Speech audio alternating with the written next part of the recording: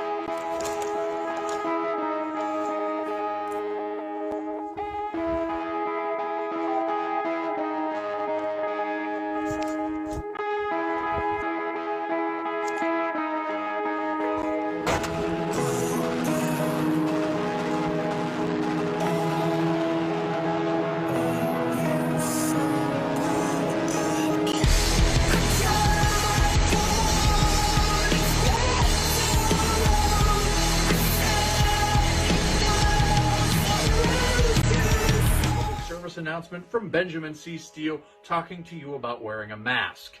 Not this one, but this one. With everything going on right now with this pandemic, you need to wear a mask. My mask is for your safety. Your mask is for mine. I don't care what your uncles, brothers, best friends, mailman's roommate from college put on social media. Chances are they didn't think it through, and there's a very better than average chance that they're an idiot. So when you go outside, you put on your little mask over your face, put the little straps around your ears, and we're all going to be a lot safer. This is a team.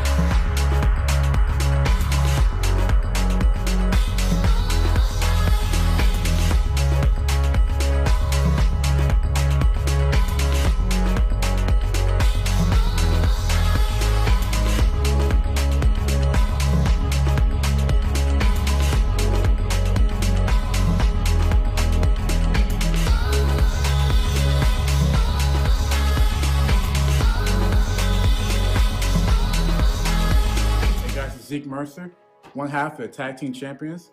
I'm here to tell you that if you want to be a champion, if you want to survive this thing, wear your freaking mask, okay? It comes in all different colors. You can get Eclipse Blue, JC White and Black, or even hell, Blue and Gold. But guys, please, also remember, please, it goes over the nose. Over the nose. Thank you.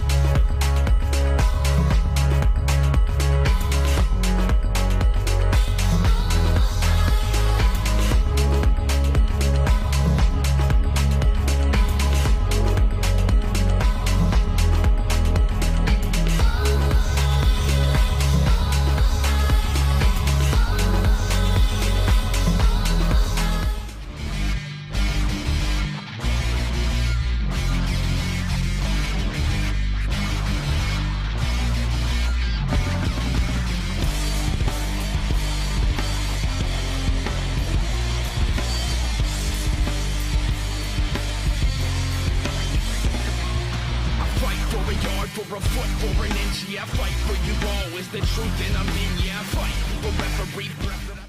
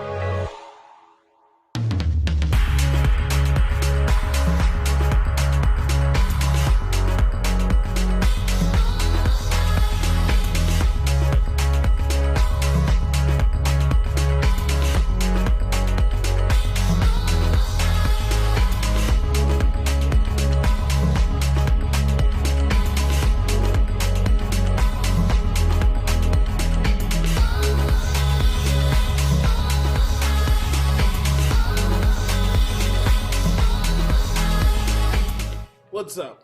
It's the Gigabyte Grizzly Brohemian, and this is a messed up time we live in, so I need you all to do me a favor. Wear your mask. Like this, not like this, or like this, or like this, like this. Wear your mask. It's for your safety and mine. If I see you without one, I'm gonna pump kick a mask onto your face. Got it?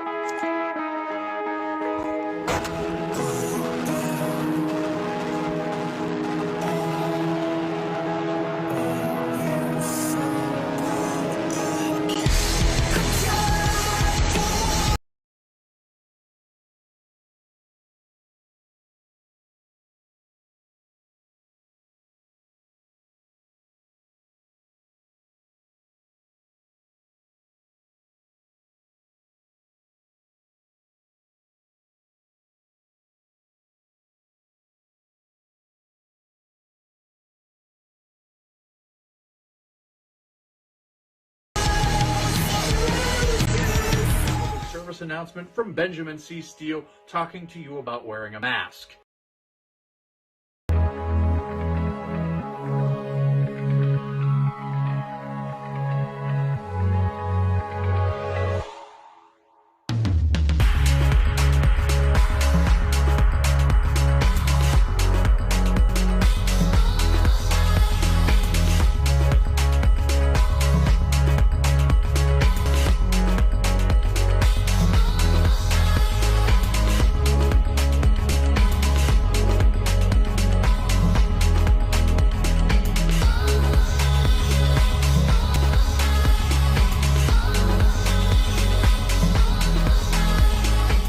Zeke Mercer, one half of the tag team champions. I'm here to tell you that if you want to be a champion, if you want to survive this thing, wear your freaking mask, okay? It comes in all different colors. You can get Eclipse Blue, JC White and Black, or even hell, Blue and Gold. Guys, please, also remember, please, it goes over the nose. Over the nose. Thank you.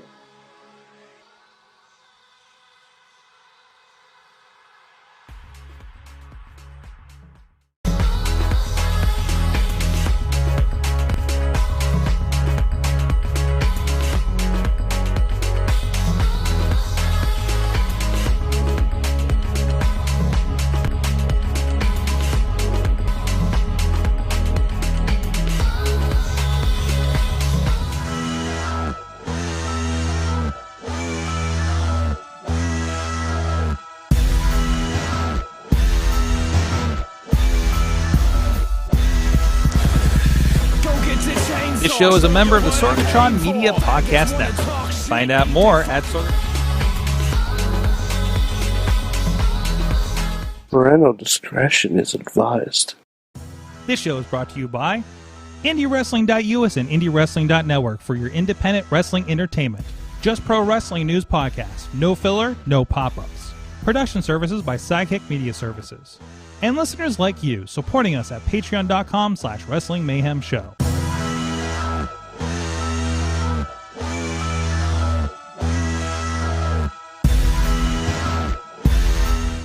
It is the Monday Mayhem Warriors. I'm Mike Sorg at Sorgatron on the Twitter here in the Sorgatron Media Studios in Pittsburgh, Pennsylvania, ready to talk professionalized wrestling. And I am...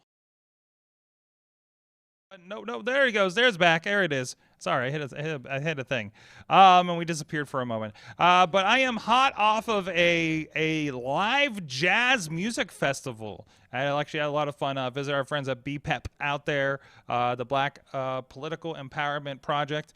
We did a live stream actually for them last year on their jazz event, so it was really nice of them to invite me out to see what it looks like when people are present for it in the audience. So a lot of fun there. But we have with us, first of all, from Beacon, New York, he's the only mayor with a future endeavor letter from the WWE. He is Mad Mike.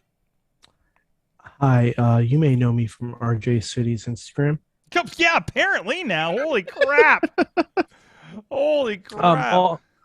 Also, playing the role of Mad Mike tonight was Alexa Bliss. Oh, yeah, really? I saw a bit of the end. I saw a bit of the end. Raw is not anything. I left the event around a little bit before 9 o'clock. Just so I could get back here to the studio, and we're still kind of working through some of the new setup.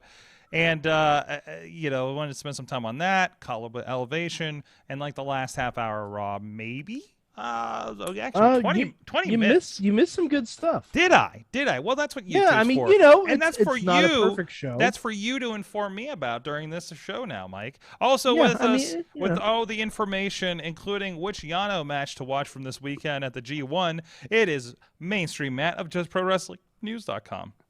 It's a trick question, Sorg. There was only one Yano match over the weekend. I realized that halfway through saying the comment. Yeah, definitely the one. That was the one. That was definitely the one. So, and it was Kenta Yano. Hello.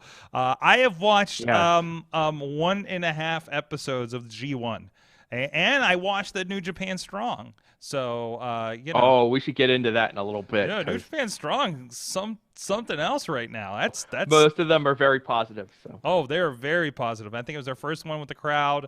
I am in for New Japan Strong now on Saturday nights because there's too much wrestling on Sunday nights now. So, yeah. And then okay. First of all, I brought back something because I'm mad at a certain professional wrestling organization.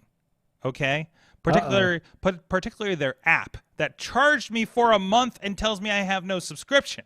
When I went to go watch their recent special pay-per-view over the past weekend, and it was like, hey, this is handled by Apple. So I brought back a special Fuck That Out t-shirt. Yes. You like that?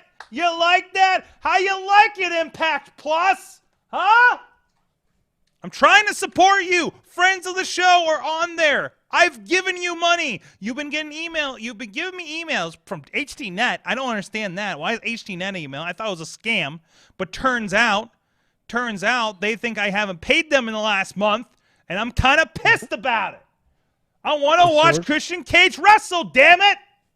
Sorg. As always, fuck TNA. No.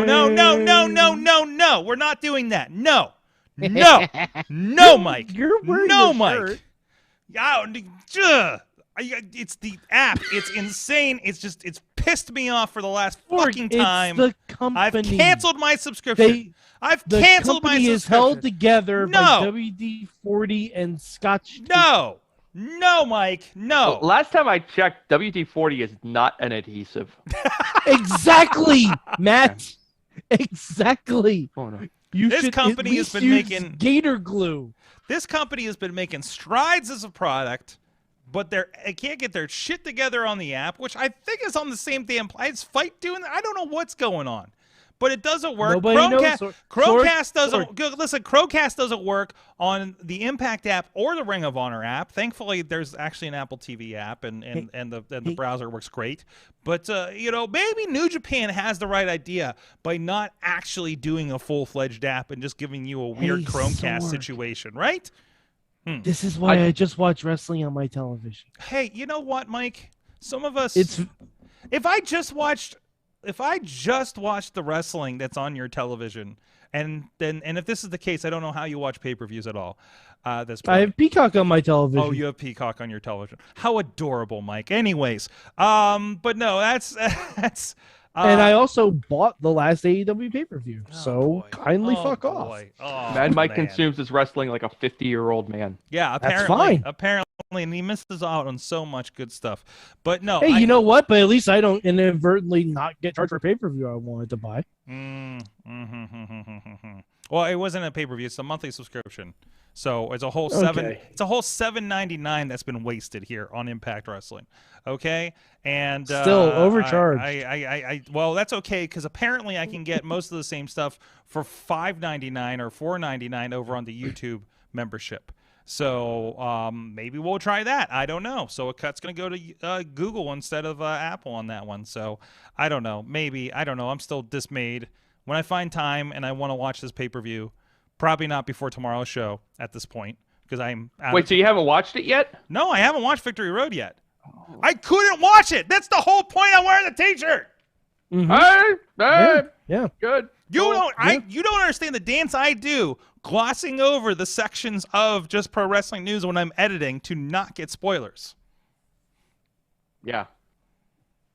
Well, I can't help it, but I heard Alexander and Saban was great. So I can't wait. Yet, I can't wait to get. I even know what happened on that pay-per-view. I can't wait. Watch it. Can't wait to get it because you listen to Just Pro Wrestling News. Of course. Absolutely. Okay, that's enough of that. We'll see. I'm gonna. Ask me about my night. Matt, hey Matt, how was your night? Well, I wasn't at home watching Raw for most of the night because tonight I gotta put on my hat here. Oh, I can't do this because I gotta do this thing. What's happening right now? boy, here we go. We got props. Gotta put on my hat because tonight I was coaching my son's 12 and under youth baseball team, and tonight, after a series of practices, tonight was the first game. Ooh. Oh boy. Yeah. This is where we find out. We find out what really happens, huh? We lost. Oh. It was 16-4, I think, somewhere around that line. Okay. Ooh, that's not what we want to hear.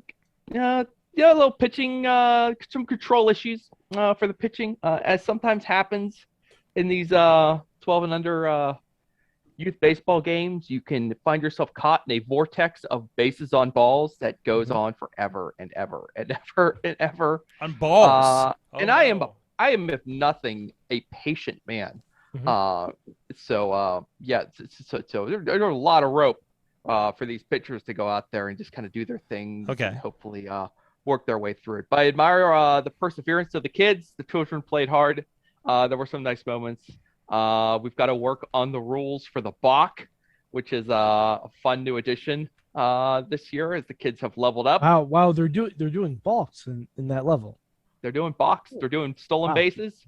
Yeah, Okay. we're trying to keep guys from we're running pickoffs, and but I know that you guys wanted to wanted some updates on how this is going to go. So yeah, right. we took an L. We're back at it on Wednesday. The great thing about baseball is that the games come fast. So you wash it off, you come back come back in 2 days to play again. So if you want to ask me, I'll take a question from the reporters here, and then I'll try to answer it in the most baseball manager way possible. If you feel like.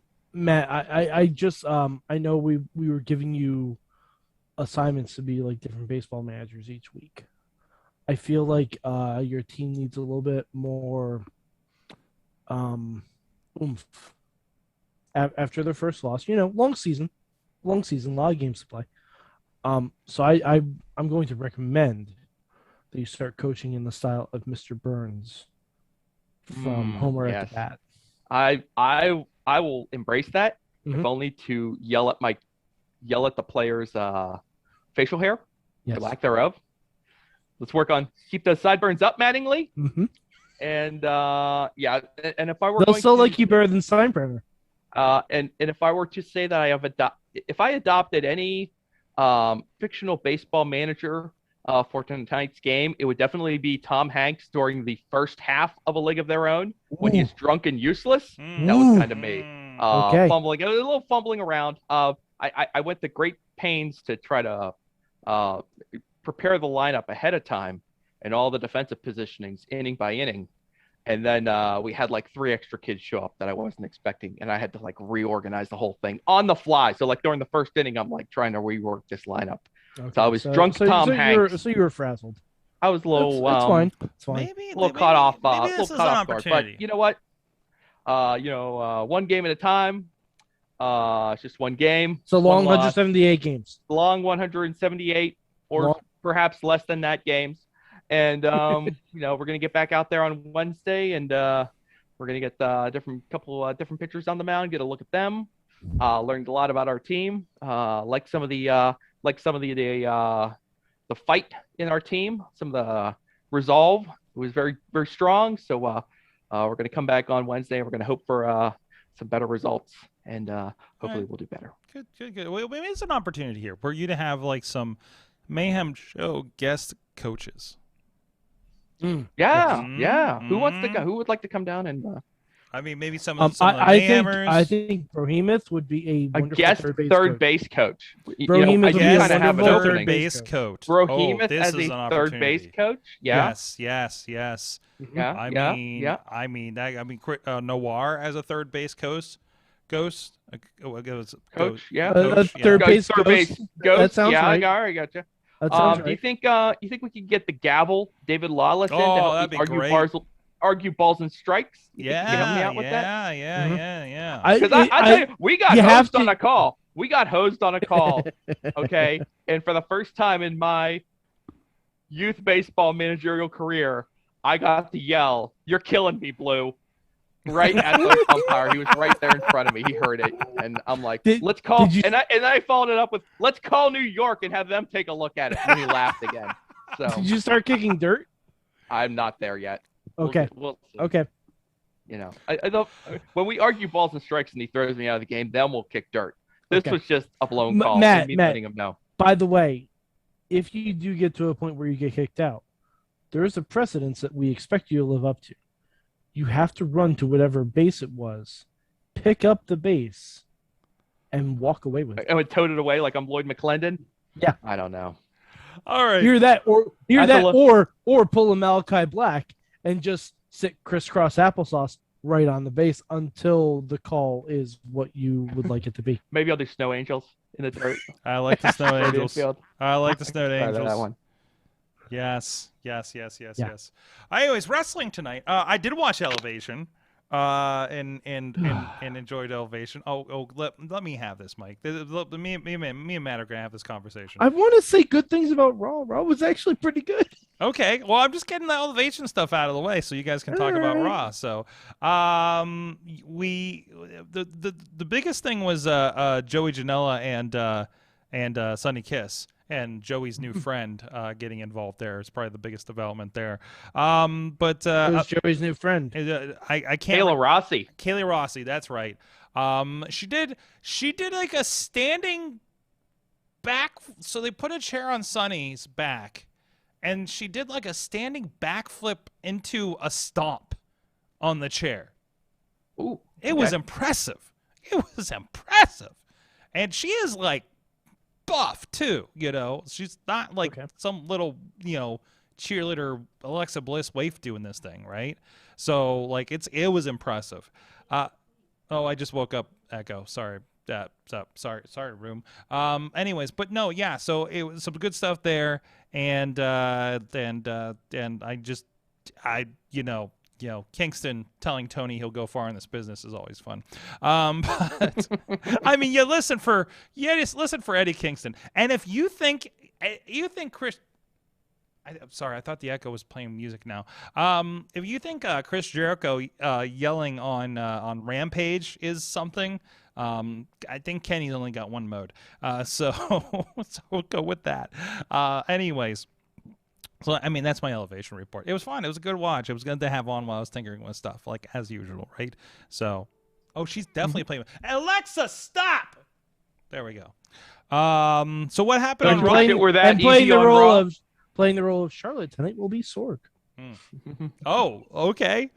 So what did happen on Raw tonight? Is there anything worth me checking this out, and should I be tuning into this pay-per-view or whatever we call it these days this weekend? I'll start with, there was a lot of women's segments on the show tonight, which is good. I wish the matches were a touch longer. Okay.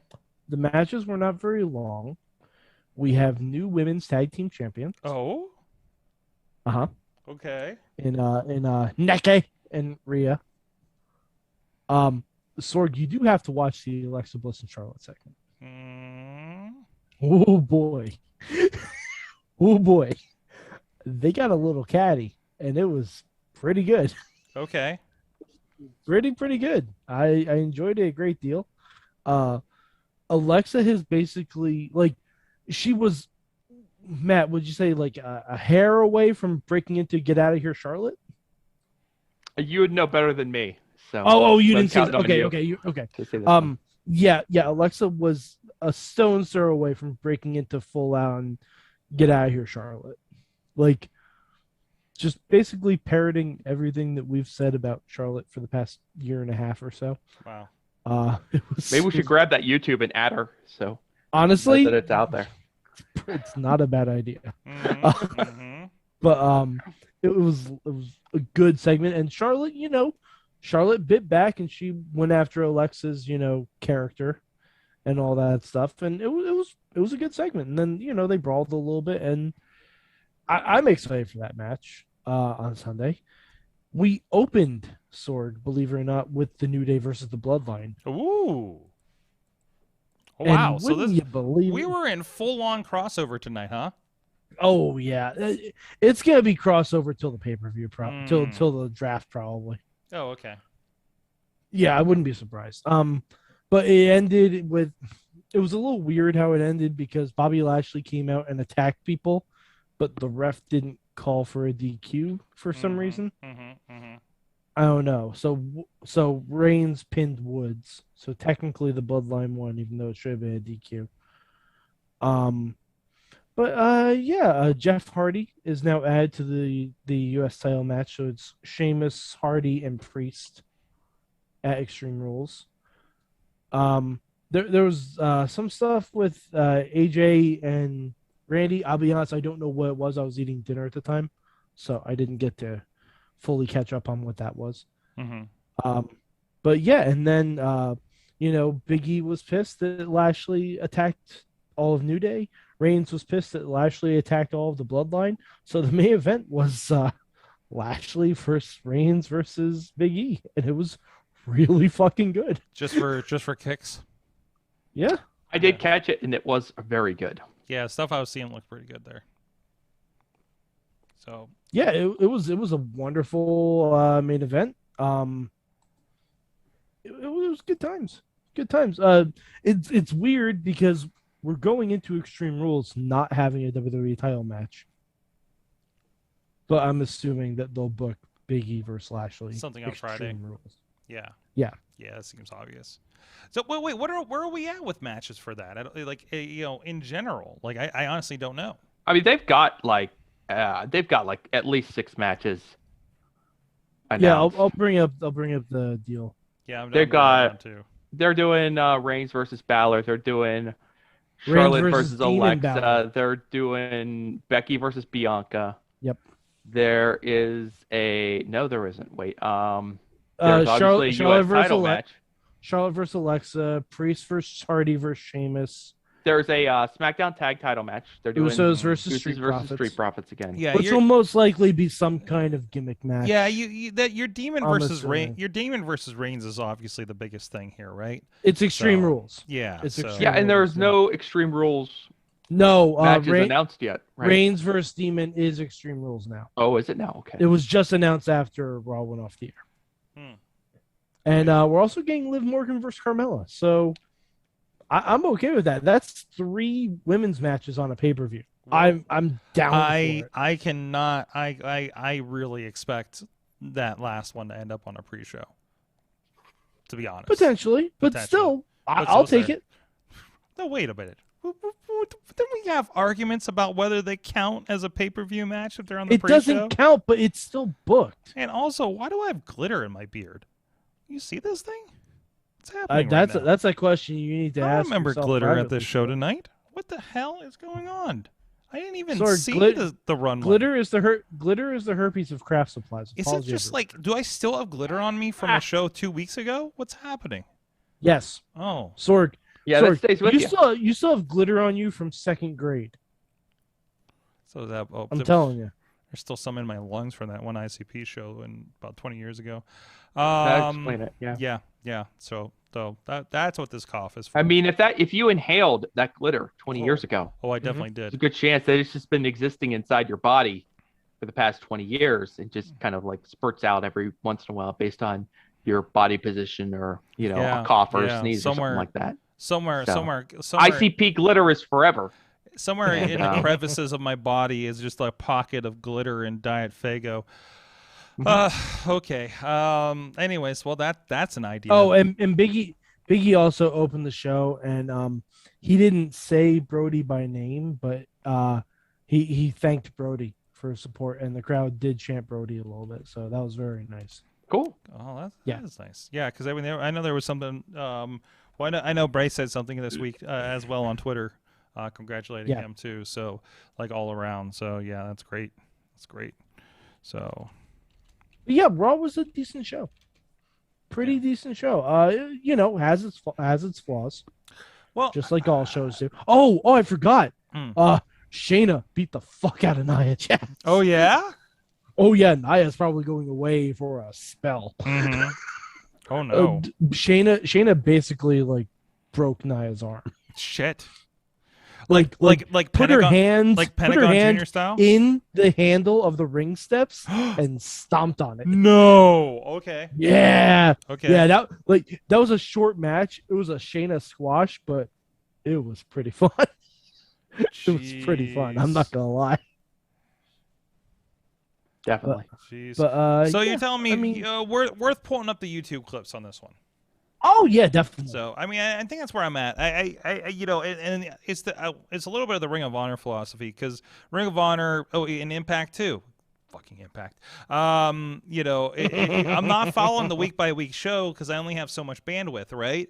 But I'm going to check in for the pay-per-views, and that's worked out pretty well so far in both companies until now. So WWE it kind of is turning into that for me. Like the week to week doesn't seem to matter to me, So like why Raw not? is always a slog. Why but not? Honestly, I know, so they're gearing up for stuff. Sure. I'd watch it. Like, I don't know. I'd rather keep up with the G1, to be honest. Okay. Like this is like something happens. Like I mean, for I these did shows. just explain to you a lot of stuff happened. Yes, but I don't know if I. And you know me Normally, I'm the guy that says nothing And happened. I'm still not sure if I care that it happened. Is the problem? All right. So like Okay, they've that's fair enough. just gnawed at me for so long. So The Bloodline versus I New like Day that match was good. you know, that Raw seemed to be on a better track because I caught probably the second half of SmackDown on Friday, and that was just an empty void of nothingness on Friday night and where there here's was the thing, just I pick nothing. it was just this classic episode where you just feel like, you know, this isn't going anywhere. They're just Well, I mean, marking the time thing- and just keeping, you know, pots boiling, you know, until they are ready to pull the trigger on the next thing. So Because the problem SmackDown has right now is that they were trying to build a match with Reigns and Balor, but we already have Reigns versus Brock booked. So that's the problem. they got that little running into. that little double whammy issue, right? Although Demon lost as the Demon? Not in WWE proper. He has an NXT, but he's never been pinned. As far as I'm trying to remember if because the only person to beat the loss is was Samoa Joe. Yeah. I think you're thinking of a cage match. Yeah, it was a steel cage match, but I don't remember if Joe escaped or if he made Balor tap. I want to say that he hit him with a muscle buster, but maybe not. He hit a super muscle buster. Okay. So a muscle buster off the top rope. So really, he like broke out the big guns to beat the Demon. Yeah, which is fine. But yeah, that's the only loss on record for the Demon.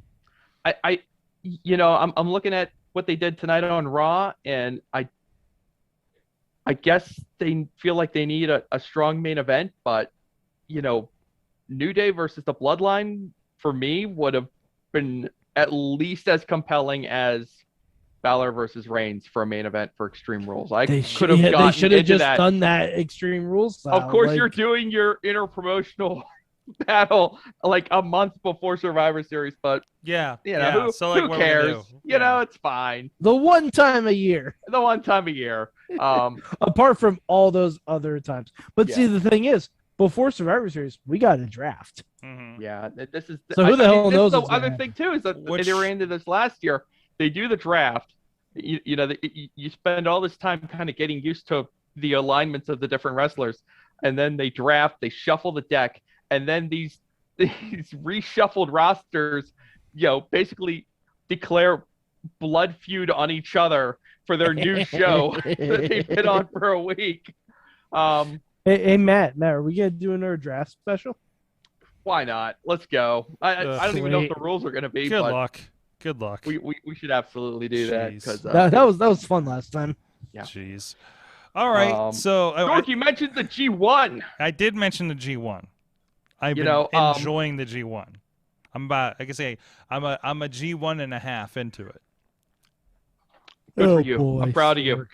I am both G1s in plus a New Japan Strong in. I haven't been too deep into New Japan lately because of at least when it comes to what's happening back in Japan. Because honestly, creatively it's been a little bit stagnant lately. They're not a lot of it's not a very dynamic thing to follow at the moment. But the nice thing about the G1 is that there is a purpose behind everything, and it's fun to watch the tournament play out because it's such an intricate little game of booking, piece moving, stuff like that. So it's exciting to watch. So Sorg, let me just ask you the one most important question when it comes to the G1, aside from did you see Yano versus Kenta? Oh, did I? Of which you and I are the last two wrestling fans who still like watching Yano matches. I love it. All these New Japan long timers think they're too good for Toru Yano. Yes. But I know the truth. That man is great, and I love watching his matches. Wait, first of all, they found tape on both of them in their gear, I believe, if I'm recalling correctly. Yes. I love when the only thing better than the referee checking the wrestlers before the matches begin is when the referee checks the wrestlers and finds stuff. That's the best. When it's like, what's this? Yeah. Finding a roll of tape on Yano, and then Yano insists they check Kenta, and then turns out Kenta had a roll of tape on him too. So they end up fighting to the stage, which I also appreciate. Like, we do have a stage set up for these shows, right? They're in one of the bigger venues, and they fight to the stage, and in the piping, you know, that kind of piping lattice kind of thing that's usually used on wrestling stages, like he finds more tape. Yano takes it, throws it in the crowd, but there's another pack of tape hidden in the set again, and it ends up taping Yano into. And I also love every time Yano does something illegal, Kevin Kelly's monitor goes out. Oh man, I know. Like I should get I love sick this of so much. I just get sick of that bit. Yes, but like every time he winds up for a low blow, Kevin Kelly is just immediately like, "What? My monitor went out. What happened?" Yes. It's funny every time to me, but you know, what can I say? I'm a supporter. We're here for the hits. But yeah, I like the two master villains at work trying to out villain each other, and yeah, it's a good time. Those are always good ones. The other important question, which I glossed over, did you watch Shingo Takagi versus Tomohiro Ishii? The problem is, I watched that, and it was the main event of night 1 of G1. And Ishii is the big badass. Like that's how I was introduced to Suzuki, that we all know now from AEW, was Ishii and him just clubbering the shit out of each other. And man, am I now sold on Shingo as champion? Yeah, Shingo's the man. Shit. I'm glad you're won over. Ishii is, for those who don't get into the New Japan quite as much, Ishii and Ishii matches are basically exactly what your brain imagines a New Japan match is. It's just, you know, forearms and headbutts and fighting spirit and just mean guy matches, clobbering each other. It's lariats and suplexes and headbutts and just rough and tough, strong dudes, mean guys, as I said. There's a great moment in this match where they are like going like they're doing like a full-blown fighting spirit sequence, and it's like clothesline, dude pops up, clotheslines the other guy, dude pops up, suplex, dude pops up, suplexes the other guy, dude pops up. Ishii finally gets like hit with like one more clothesline. They do this like they go through this like 7 moves like this. And Ishii gets knocked down with a clothesline, acts like he's going to get up and like continue the fight, continue with the fighting spirit. And it is as if his body stops on him as he's starting to get up, and he kind of like teeters and he just kind of like tumbles over. It's so goddamn good. It's just so good. That man is great, and you're right about Shingo is brilliant. That the match is amazing. There's actually, it appears there's a superplex during this match that goes awry, and for one reason or another, they take a kind of a scary tumble off the top rope. But Ishii takes it from there, and typically you kind of roll your eyes when you see wrestlers, you know, repeat the spot when they blow the spot and then they repeat the spot. They repeat the spot, but the way Ishii did it was that I'm so pissed off, I'm putting you back on this top rope and we're doing this damn move. And obviously they were able to hit it the second time. Amazing match, and it's a shame it overshadowed another match on that card that a lot of people actually, I'm sure there are fans who like this match more than Shingo Ishii, but the Naito Zack Sabre Jr. match is great too, especially if you're into that Zack Sabre Jr. kind of aesthetic for your matches. That match was great too, and that was a great opening night. There was a monster upset on that show. Yes. With God, I can barely even say it. With Yujiro Takahashi beating Kota Ibushi. I just want to say it one more time. I just want to say. Take a deep breath. Yujiro Takahashi beat Kota Ibushi. Wow. And it wasn't even that dirty. It was kind of clean. It was pretty clean. Yeah. What the hell's going on out here? Yeah. We're setting the stage here, aren't we? The other one that really it was the first match on the show. First match of the G1, out of the gate. So the other one that really won me over, and he ended up losing, Tama Tonga, and I've been a fan of Tama Tonga, Girls of Destiny, for about a year now. Just more and more growing on me. And he had a match with Sonata, and I loved, even in the commentary, they're talking about like, yeah, you don't know what version of Sonata you're gonna get. Is he like A-level Sonata, or is he like B-9 Sonata? So like they're completely admitting that Sonata he kind of goes back and forth on whether it gives a shit or not, right? So they should call the lesser version TNA Sonata. Oh my god. Was there a was he in TNA? Yeah, well, they've kind of made this into part of his character that Sonata, if he's on, he can beat anybody, but if he's not on, I think I left off. They were just getting the introductions for Goto and Taichi. So tell me, am I gonna love this Taichi match or what?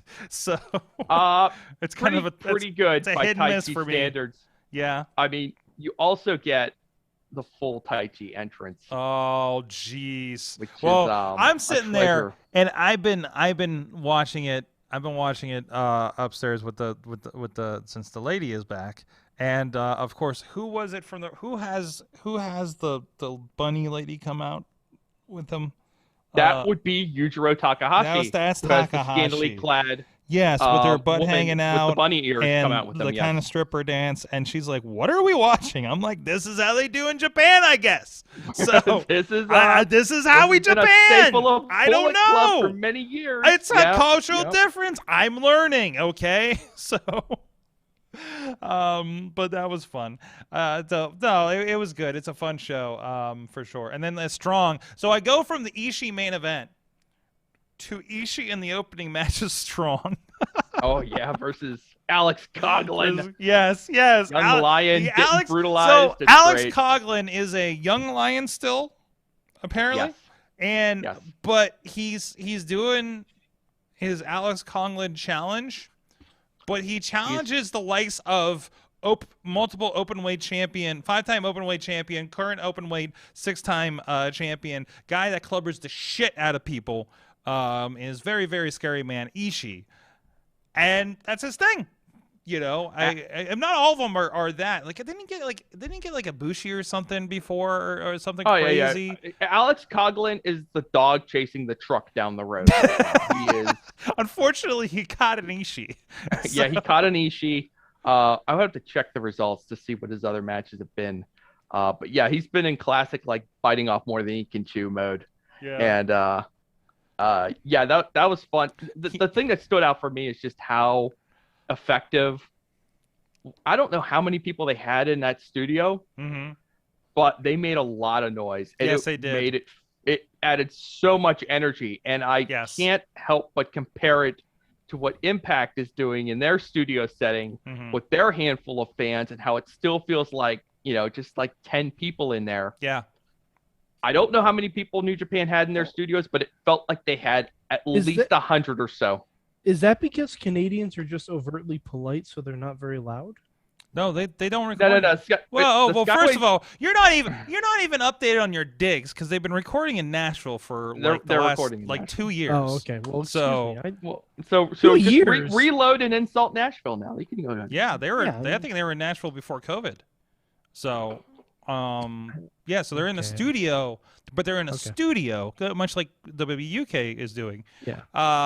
It's a nice setup, but it just felt empty until they got the crowd in there. And now Strong is recording in a studio currently. What we're seeing now was a studio taping in Long Island. At Thunder something Studios, Long Beach. Sorry. No, you've got it right. The Thunder Studios. Thunder in Long Studios Beach. in Long Beach. And sorry to jump on you again, Sorg, but they're taking this on the road. So these upcoming shows that they've been talking about, they're going to Dallas, Fort Worth Metroplex. They're going to Philly, and they're going to be recording more Strong shows in front of more fans in different venues. This show's going to be feeling awesome. I'm excited. And I know I've said this before, so self-fulfilling prophecy, but I'm gonna pat myself on the back when I was telling you guys already that Impact and ROH better watch their back because New Japan is coming, and they are most likely already passing them by. So. They are drawing houses. They are touring. They're putting on an exciting, dynamic TV product. They've got huge stars on their show. It's on. They better get moving. So, yeah. There you go. Okay. There you go. Yeah, it is. No, I watched I'm watching the intro, and you said to watch the music video at the beginning of the G1. I have not yet. Why? No. Because Why not? I've had 0 time since we talked this morning. Oh okay, gosh, we should all watch it together. We're all gonna watch it together later. I might work too much. And I was watching some jazz, but anyways. I'm watching the intro going into, and then the rest is strong, and I'm sitting there thinking, this show, if it got syndicated or something, could be competitive to what's happening with Ring of Honor. It's a comparably better show. This is not to say anything on the talent, anything like that, but it's and again, I haven't seen the Ring of Honor shows, TV shows with a crowd yet. I've seen the pay-per-views, which of course because those haven't happened yet. They haven't happened yet. Okay, so which I'm not even. I can't watch it. I just can't. I just want to put that era behind us. And I know we're getting through the last of the taping still. And I know there's some great stuff coming from Impact that got taped this weekend with some friends of the show. That's definitely worth checking out. So Impact, what's up? What's going on? What's going on with my subscription? Anyways, we'll get that. We'll get that figured out so I can watch my friends wrestle. So that's it. I just want to watch my friends wrestle, okay? And in order to do that, I have to purchase every subscription to do that. And I'm trying, okay? I'm trying. So anyways. But no, yeah, Lady Frost is a part of the Knockdown. Is that what it's called? Something like that. Yes. It's going to be their women's show. It is coming up on October 9th. Yes, and I believe it was pre-recorded this past weekend. So look out for. Is that going to be an Impact? That's got to be an Impact Plus special. That's an Impact Plus. Okay. Yep. Basically, the Impact Plus specials, Mike. Since I know you're not on it lately, I know this is gonna. Oh, it's like their one night only. It's their one night onlys. Oh, all of them they're basically one night only. Honestly, no, that one I will watch that because I heard Veda's on commentary, right? Veda. Oh yeah, it's Veda. Yep. I got to work with Veda. I mentioned this on Twitter. I think last night when I was dozing off. I worked with Veda. She did commentary for the Poly Called, and she was she's the one that was like, oh, just put the camera on me, knowing we're on Twitch and live, and it's like, oh, just put the camera on me and I'll just start talking. I'm just like, oh, that's fantastic. Yes, absolutely. We will use you. Absolutely. No. Veda's I've worked on shows with her before, but I've never actually worked directly, interacted with her. And she was just wonderful and an absolute professional, and I'm glad to see that she's getting some stuff I don't going know on. why she's not a lead commentator on AEW. A lead commentator? I have no idea why. I have no idea because I saw a couple episodes of either Dark or Dark Elevation that she was on doing commentary, and she was great. And that was a year ago. She's even better now, right? I think. I'm sure. I think she was. I think the reason she's not still is because she was just starting then, was not ready to keep going with them, or maybe something with COVID held it back. Oh, and Mark Henry has years of commentary. I think I think Veda made a decision fairly recently that this is something that she wants to commit to. Right. And she's obviously doing that and doing it successfully. So I think it's going to be very interesting to see how this plays out going forward because, Impact wouldn't be stupid to grab her up for themselves either. Nope. For full time. I mean, we all love Striker, Striker, but I mean, Veda could definitely do that, and you could slide Striker over to Color in 3-person booth. Yeah. So, no more 3. Wait, is D'Lo still there?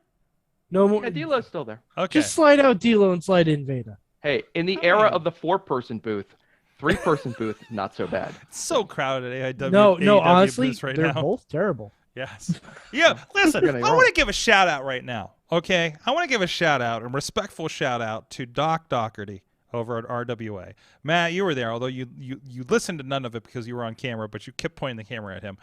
His nonverbals were great. The nonverbals were fantastic, and I loved how he did see where there was a second camera, and he would switch off and stuff, and he did have little monitors that we set up for him. So, but Doc, Joey Styles the shit out of that RWA show, Fall Free for All, this past weekend, which also included.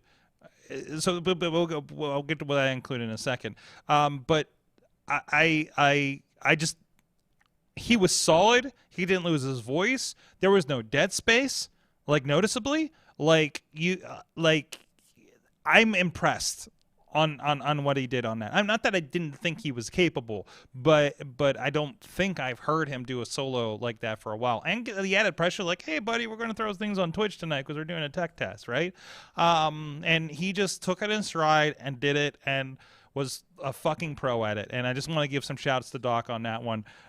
He's been killing on some stuff lately and really getting, I don't know, he's a lot of guys, like, post-COVID, from referees we talked to like some people are just like I'm fucking going. We're not fucking around with our professional, like, our jobs anymore around professional wrestling, and that's, I mean, it's wrestlers too, but I'm just saying, even the other parts of the show, like those guys and production and things like that, like, people are like, let's effing do this, you know, and it's really, really cool to see. So I just want to throw that. But I also want to say we did have O'Shea Edwards on the show, had a great match with John Roden, one of our favorites, and we had a main event, and Matt, first of all, Matt did not have to save small children, to my awareness, this show, or go under the ring during a battle royal. But you did get to I was film. only nearly struck by a person 3 or 4 times. Although he did have, out. so the main event was J-Rock Daddy and Brian Johnson of Ring of Honor, and that was a pleasure to have him there. So you wanna share Brian Johnson's dirty secret? No, Pretty I'm nice not. guy. I wasn't going to. Well, literally, he's backstage all night, and we're interacting just generally, right? Just from production aspect and everything like that. And it just, like, the mind divorces, and he comes out and cuts a promo on Wes Newton. And if you've seen a Brian Johnson promo, it's usually an incendiary. I'm not saying that right. Incendiary. It's an incendiary promo about wherever the hell they are, usually, like a classically FU promo. And I'm like he literally came out, got on the mic first thing, and I'm on the headset with you guys. I'm like, oh, this guy. So, yeah. Not that I didn't know who he was, but again, that brain disconnect happened there. So no, you're right. He definitely transforms into a completely different person when he goes out through that through that curtain. Oh, it's just like Shane Taylor. It's backstage. It's backstage. Brian Johnson, and in front of everybody, Brian Johnson is a stark contrast. We've had this discussion about Shane Taylor. You almost don't recognize him. Yeah, Shane Taylor comes to that curtain, and you're just like, no, he will murder me. And if you get in the way, yeah, he will. No, Matt had the issue where everybody wanted to run into the post exactly where Matt was standing, and Matt didn't have a lot of cord. I got this deal where I got like where I'm hardwired to a box that's underneath the ring. And my concern is that when I retreat away from the ring post to give the wrestlers space so they can crash into the ring post, that my cable will trip them, and I will cause some debilitating, potentially career-threatening injury to one of these very talented, skilled professional wrestlers. And that, for me, would be just the worst outcome of anything I can imagine. That would break my heart. So I try to do everything in my power to not let that happen. Unfortunately, sometimes these wrestlers don't give me much of a choice, and I have to, like, I end up in these positions where I've got to, like, duck and cover. Like, these guys could not help themselves. They're coming, like, right for the ring post where I'm tethered to. And just, like, they keep coming toward me. This one tag match, they came at me, like, 3 separate times, Sorg. And to the point where I'm apologizing to these guys after the matches. I'm, like, finding them during the intermission. Like, I'm really sorry I got in your way. I'm really sorry I got in your way. I went and apologized to J-Rock, and he was like, I didn't even see you. I didn't even know. I didn't know anything. I was just wrestling. I'm like, of course you were. You didn't know You didn't know I was out there. You're just in the zone. But from my perspective, I'm like, I'm ruining this match. You know, that's the fear. So somewhere between I'm ruining this match and I injured a wrestler, that's like my Man, you carry a lot of the stress red when you're zone. out there on The camera, red zone don't fear you? zone for me. I carry those concerns out there with me. Wow. Every show, Sorg. Wow. You know, And but, which he says he's like, I'm going worried. out there. He's like, I'm worried about hurting them. And if I say in his ear, don't worry, the wrestlers can take care of themselves. I just don't think. I just think that if I make a sudden move, and like suddenly this cable that is just like sitting on the ground suddenly becomes like a like a tripwire, that could be a bad outcome. I mean, you're also filming two wrestlers who have done a bit of TV, so they're aware. They're used to. Which makes me wonder, like, if they're out there, say if Brian Johnson and O'Shea Edwards are out here going like, why the hell are these cables right here in my path? They should be somewhere else, So, maybe. I don't know. Anyways, Maybe there's a better way. Who knows? Hey, heels update. It's fucking good. Get to episode 3, okay? I haven't watched episode 3 yet. Yeah, no. Episode 3 will change everything for you, sir. Trust me. I'm sure it will. Trust me. That's the one. It's still a sad, depressing show. 6 episodes. Of course, Sorg, it's about independent wrestling in 2021. It's gonna be in southern Georgia.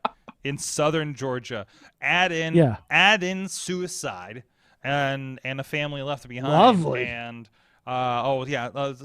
that's your warning for episode 3. Okay. Yeah. So it gets Mike, I will trigger warning you on this one. This one's going to get harsh on episode 3, but it picks up as well. So it's a little bit of shock and awe at the same time. It's gonna hurt. Yeah. But it's fine. No, there's a graphic. We rebound from it. We bounce back. That's exactly right. So just with that, but no, I think it gets very, very good. But also you start asking yourself questions a little bit, because I'm not want to get too much into it, but there's some stuff where like I don't know if that would happen in independent wrestling. But also they do, and this is good. I think you might have seen this on episode 2. Maybe this did happen on 3, but. There's 6 episodes it's out. So there's a part where they it's very timely, because they kind of do the plane ride from hell. Oh no. And the plane ride from hell just dropped on Dark Side of the Ring. And I don't remember the last time I went to a locker room and everybody was talking about a Dark Side of the Ring episode. Okay? Yeah. And when Twitter was and everything else, and obviously we've heard about what's up with Tommy Dreamer and Ric Flair and some of the fallout there. I didn't watch the last 10 minutes of it, guys. So I'm like, I didn't think the stuff he said was that bad. I just watched the last 10 minutes before the show. Oh fuck. Yeah. That is oof. That is great. That is unfortunate and tone deaf. I think Mr. Dreamer should change his name to the Innovator of Silence. Yeah, Tommy because Dreamer, he needs to shut the fuck up. Tommy Dreamer should not have such a vocal opinion on sexual assault victims. I'm sure Tommy Dreamer has probably dreamed of being associated with Ric Flair his entire life. This is my chance. This is not the way he intended it. No. And I don't know. I mean, I don't know. And you could say, well, it was edited to say a certain way, and I'm like, no, that was a pretty no. There's Statement. No defense. And no defense. It's one of those. I mean, you could say like, oh, okay, it was edited a certain way, it was done a certain way, but like, just the tone from Tommy at the end, I just sit there and I'm like, Tommy, you can think these things, but it's 2021 and you do not say that out loud. No. Like, we say this all the time on this podcast and others, we've got a long way to go. All right. Yeah. Some very small steps have been taken. There is a long way to go. Yes. But I would have expected someone who chooses to be in just the eye of the storm doing a daily radio show about professional wrestling would have at least a basic understanding of what the moral expectations are in 2021. And guys, just the basic, guys, I ground hate floor. to tell you, it ain't gonna get better this week. I'm sorry. Did you hear what this week? What's the No, what's this week's? Canyon? Right. Okay. Well, It's not going to get better. Not get better for who? Yeah, for who? Because Ric Flair. Well. Oh, really? All right. Okay. I didn't know what kind of a role Flair has in this, but. Oh, from what I've heard, he said some real inappropriate shit to Canyon when they're in WWE and in WCW. Okay. And I'm like, just. And the problem, nope. a whole lot of nope. And the problem is it's being relitigated in 2021, right? So, well, I mean, to be fair, it's always a problem back then. But yeah. So well, I never got a chance to get litigated. Yeah, but the point is taken. I want to try to put this in I want to find some sort of positive light to put this into. Mm-hmm. And the flight attendant kind of does that on her own part at the end of that episode where she's talking to me, if I just tell this story and somebody watches it and one person changes, because I've shared this story, then maybe that will do a little bit of good. I don't think we should look at it necessarily as a bad thing that these kinds of stories are getting out. And I hope that the one on Canyon is kind of almost has kind of a similar outcome too, that we're like, I'm glad that this ugly series of events is out there now in a wider forum for more people to ingest it. Dark Side of the Ring, in the long run, I hope is doing some good for the business. I just, it's not like everyone is holding pro wrestling up on this pedestal as this like, just like something to be admired or virtuous or anything like that. Like, there's some bad shit going on in this business. The thing is, and sometimes people need to be reminded that there's bad stuff going on involving, people who should know better, who are still out and about in this in the business. So, and then that works itself out. You go probably, hopefully, more so these days than then. And I mean, we all know. Like, I feel like smart fans, whatever you want to call us, we know wrestling backstage is a shit show, right? I mean, yeah. Sorg, I think you tweeted over the weekend, your favorite wrestler is probably an asshole. Yes. And I've never identified with anything more. Like, it is. Yep, I was running through the list. I'm like, yep, probably. Listen, I am still and we've gotten this argument on the show, Mike, right? When I bring him up, I'm like, hey, Chris Jericho is still, without a doubt, my favorite wrestler of all time. Chris Irvin's a fucking asshole, okay? Hulk Hogan is the wrestler that I grew up on, and Ultimate Warrior.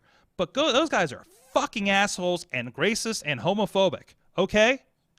There's a separation there, Tom Cruise, I love his movies. I probably don't want to have a beer with him, okay?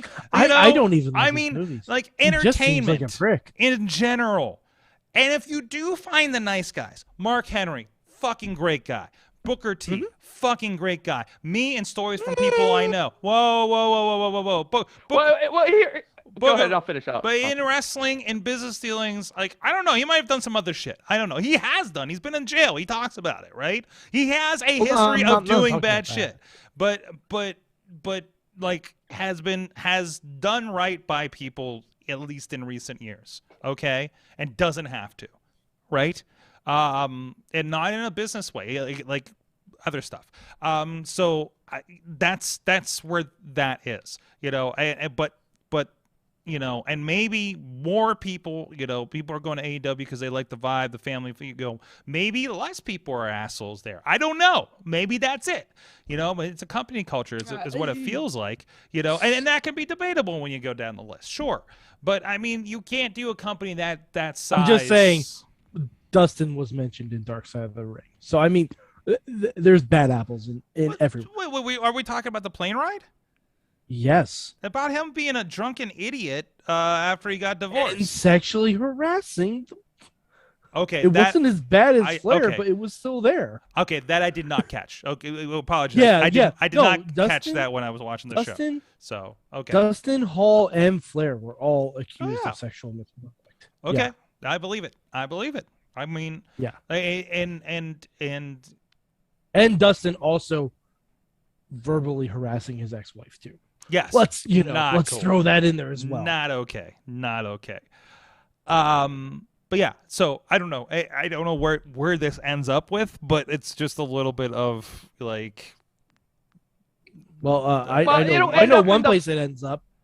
Try going on WWE Shop and searching for Ric Flair. Oh no! I understand you won't see those Car Shield commercials for a little bit now. So it was on. There was one on tonight. Oh, was there? There was something about suspension, but it's one of those like. It was probably already cycled. Yeah, it's in the cycle, and they probably had to make goods and things like that. It would probably cost Car Shield more money to pull them at this point. Up to a certain, you might still see them for a week or something, right? Whatever that number is going to be, right? So they're still in the queue on your fight TV watching episodes or something. There's a price point where they're willing to accept the backlash. Yes, yeah, exactly. Okay, that's good to know. Exactly. We should wrap this up. Sorry. It's all right. Go ahead. My only thing I wanted to throw on top of this, especially when we talk about how well we know wrestlers, I might be able to say I am friends with maybe a handful of wrestlers. I would be able to honestly say that. And I think about all the people over the past year or so who have friends, family members, who have discovered things about friends and family members that has turned their opinions about them completely around to the point where some don't even want to associate with these former friends and I guess now estranged family members. And we are here, and we're talking about people that we and others would be very close with, our family and our friends, the people who we interacted with in person many times. And now we're supposed to sit here and pretend that we have any kind of authority or have any kind of insight into what these professional wrestlers are in real life, behind the scenes, when all the facade is down and everything like that. Well, we do not. So if they're nice, if they're entertaining when they're out on screen, great. If they're nice to me and if we interact on a one-on-one basis, even better. Right. Do I know them? Right. No. Right. I don't. There's a certain. I think I saw Jordan Grace tweet over the weekend don't judge a wrestler based on how they are at appearances. They are paid to be nice to you. That is true. That is true. But somehow Scott Steiner's still an asshole. I don't get it. And I. And this is, I don't know, this will apply to this conversation, but through all this over the last year and things, I don't believe in throwing people away based on these ideological disagreements. And that includes wrestling and wrestlers, I suppose, too. I mean, until it gets to a certain threshold of that's not okay. That is, and that's where I'm at with that. So I believe in seeing their response, and based on their initial response, then potentially throwing them away. Because Tommy Dreamer's initial tweet didn't exactly cut the mustard. Right. I mean, we all have our own. We all have. Everyone's line is somewhere different. That's all a very personal thing. Mm-hmm. Sorg, I feel very much kind of of the same mind as you, where I don't feel like I'm quick to just dismiss people based on one or two bad things that they say, Mhm. because people say stupid stuff. I say Oh. stupid stuff on here all the time too. Yep. Yeah, don't but get me I wrong. think- I don't I base got- it on definitely- one or two things. I got 16 usually- years. I It's got usually It's gotta be like a habitual track line- record. Yeah. habitual line step. I got exactly. 16 years of And- questionable and there's- things I've said and on this there's a- show. So Yeah, like I remember there was, this was a couple of years ago. I think Rhea Ripley got caught saying like a bad slur or something like that, but like has since recanted and like has donated money and well, stuff. and I'm like, curious, is it something that is like in Australia? Is that okay? You know what I mean? It's what some people came out back from Mexico and they're like, oh, we can't. We say this all the time down here because that's where Mexico's at, right? Mexico has not pushed forward, so you're not aware that other places aren't, and you go to a different or like country. the James Gunn So, thing. yeah, Like when James Gunn was let go from Disney for comments he said years ago, yeah, and yeah. has since recanted and everything. And it's just like, listen, I think most of us have grown up around like, cis white guys at least, have grown up around certain atmospheres where certain things have said, and you realize later, oh, that's not a thing I'm supposed to say. But maybe you did at the time because that's what everybody did around you, you know. But I mean, I think people are allowed to grow.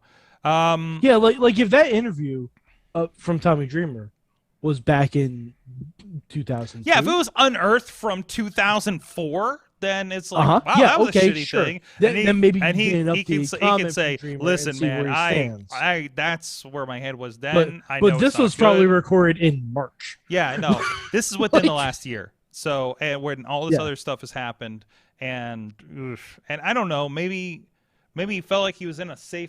That's a problem. That's also he felt like he was in a safe place and could say stuff. And Sorg, it's like, oh, the cameras are on, pal. He's being interviewed for. I know, right? So, Dark Side of the Ring. Yes. So somebody else brought up the part where they asked Jim Ross why did nobody do anything about Ric Flair, and he's like, well. He's Ric Flair, and honestly, I mean, that's about the most honest, response. One of the most honest moments of that whole episode because that is the ugly truth is that there are people who get away with this and there are people who will not get away with this, and you see it in wrestling, you see it in pro sports, you see it in politics, you see it in everyday life, where if you can reach a certain level.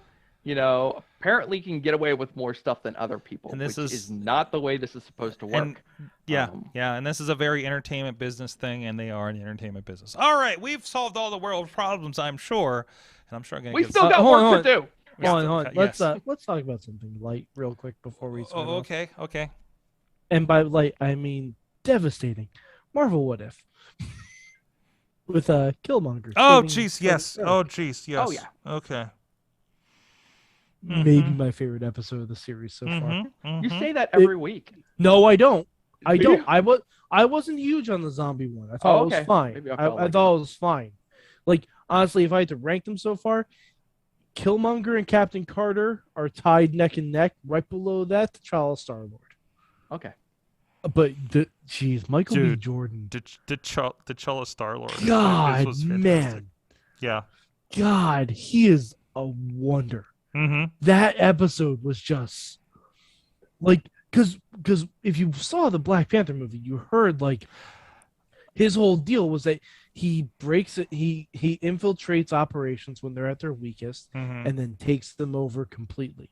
Like that was just a class in how he does what he does, and like he knew Tony was going to be attacked because he intercepted the communique from Obadiah Stane. So he steps in, becomes Tony's best friend, infiltrates Stark Industries, and uses Stark to infiltrate Wakanda. Like, my word! The mental gymnastics on that were amazing.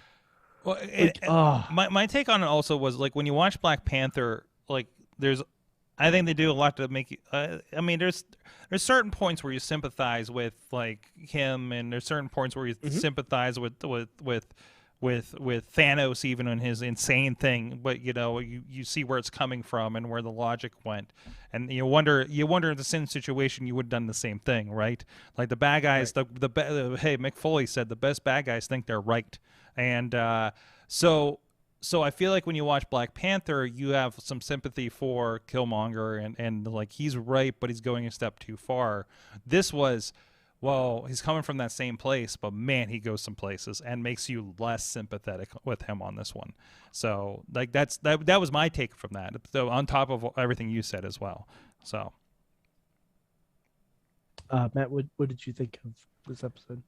I thought it was really interesting, and I kind of liked how like you're watching like Killmonger during the episode, and like I've seen Black Panther, so I'm like, he's a bad guy, all right, but he appears to be like kind of like chumming and helpful with Tony for a while, and I'm kind of like, I still don't trust him. So finally, but you also kind of want it to work. There is a part of me that's kind of like, you know what, maybe this is what if. Maybe like Killmonger's just gonna be a cool guy in this one, but no, not to be. Just like Thanos was a cool guy in that other one. So and we're all joking about genocide. Yeah, exactly. So it's like, yeah, Killmonger is like, that's part of the character. It's like, and it goes back to the Black Panther movie too. That he's so charming and well written that you reach certain points, you're just kind of like, I see it. Might be, then you're like, oh wait, he stabbed him. Okay, maybe not. oh, by the way, the one takeaway I think we can all have from What If, it's not good to be Tony Stark. No. He's died every single time he's featured.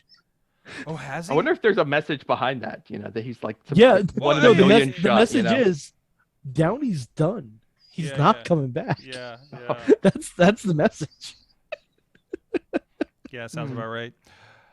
All right, well, at that point, guys, this is so much fun. We're going to have even more fun tomorrow night because it's Tuesday night. It is the fully unfettered edition of the Wrestling Mayhem Show. We don't have any guests lined up. We'll probably talk about... we have a lot to talk about. We have a lot to talk about. We need to run down this card for basically a pay-per-view happening at AEW this week. And Sorg, I have to tell you all you guys about my sabbatical to New Jersey. Yes. Yes, maybe that'll be a special edition. Maybe we'll do it for Patreon. I don't know. Guys, thank you so much. Mad Mike 483 on the tweets. And also, apparently, RJ City's Instagram. There you go. What's up, RJ City? Thank you for the shares of that video. And, of course, Mainstream Matt of JustProWrestlingNews.com. It's very simple, folks. 5 minutes every single morning, and I personally will catch you up on the biggest stories in the world of professional wrestling so you can continue to live your busy life. Find us on your podcast app. Talk to your smart speaker. Sign up, subscribe, and it'll be great. I promise. There you go. Thank you, guys, everybody. We'll see you next time. Until then, Mayhem out. Please stay tuned for Silk Stocking.